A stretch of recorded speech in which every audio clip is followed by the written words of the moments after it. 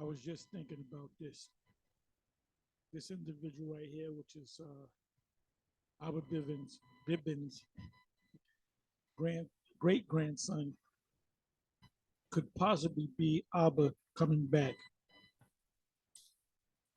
I really don't think so, but it's a possibility based upon the scriptures, based upon Exodus 20. You can start the fourth verse, fourth and the fifth verse. It speaks about you being punished.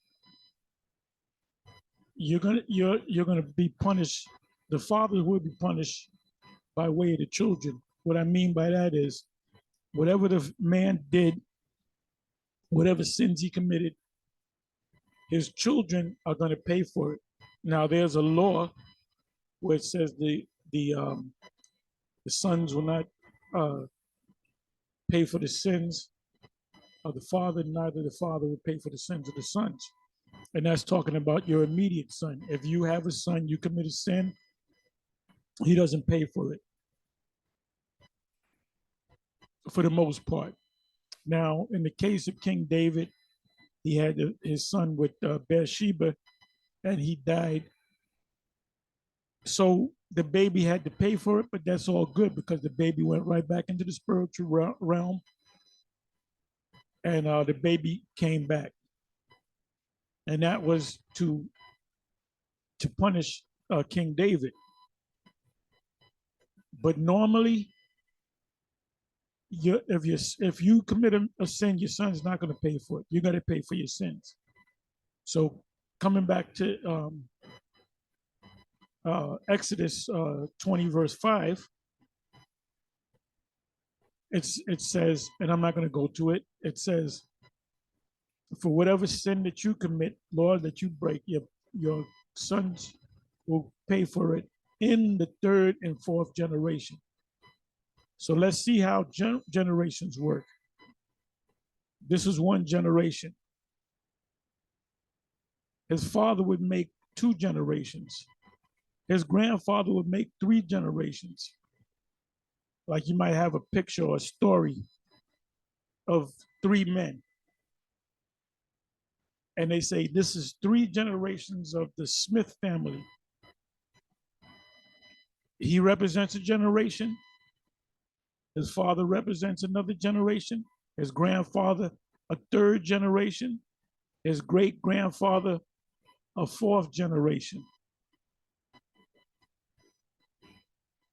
So now, the exact year that Abba Bivens died, sometime in the 70s, I believe it was like 79, if I'm not mistaken.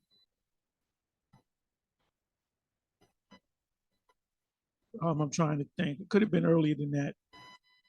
I mean, I was told when he passed, but I forget exactly what it was. So let's go with, let's say 75. I don't know, 75, 79 or whatever. I was, makes sense.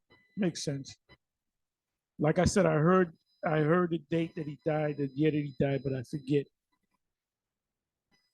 So if Abba is if he's a direct descendant of Abba, even if well, he is a direct descendant.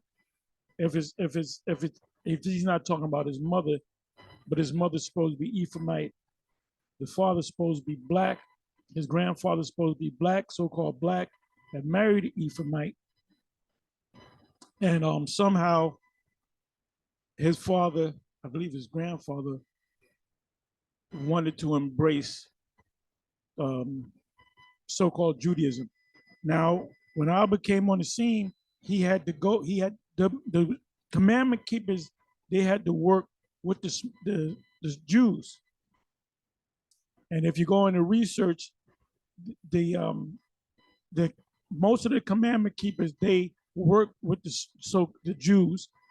When I say Jews, I'm talking about Yahudim. I'm talking about them as opposed to Yahawada or Yahawada.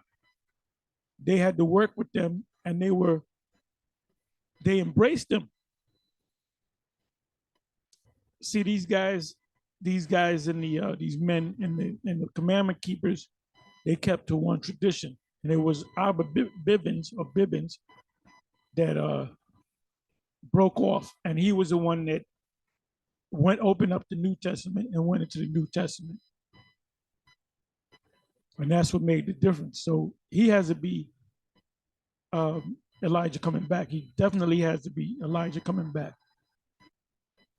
And I'm not saying that this is Abba, but based upon the scriptures, this could be Abba coming back.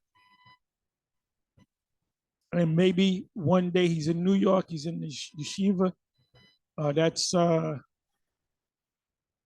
That's in Manhattan, across the bridge from the Bronx. I know that place very well. I've been in that yeshiva many times. Matter of fact, I might even go down there and do a video on it.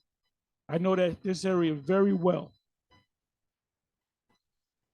So if he is Abba and the Most High wants him to come back into the fold, he'll run into us.